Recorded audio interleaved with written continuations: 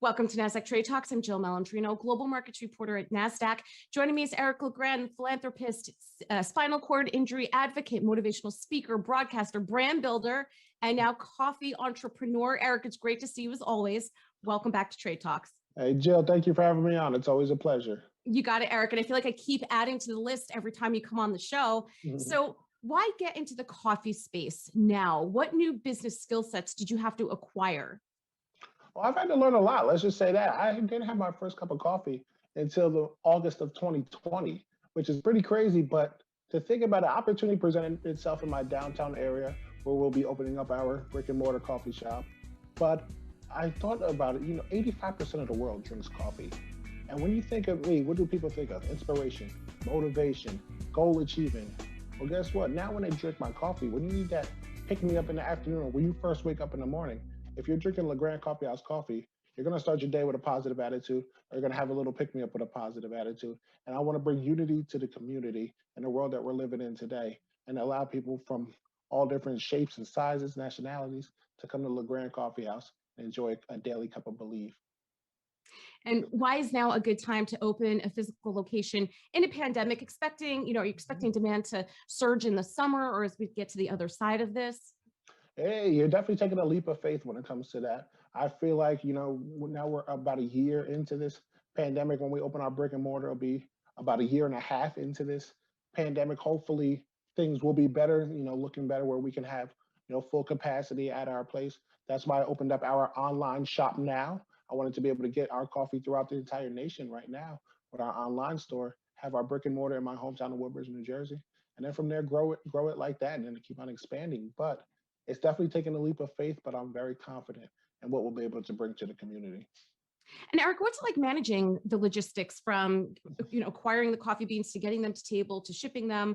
It's a new skill set for you. It's a whole new challenge. Let's just say a lot of phone calls and emails all day long, talking to this roaster or getting the beans from this distributor, tasting, the cupping they call it, tasting the coffee, the quality of the beans, the education on the beans where they're coming from each farm.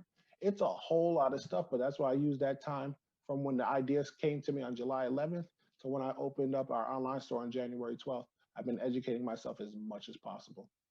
And discuss the challenges faced with young entrepreneurs and some of your best advice.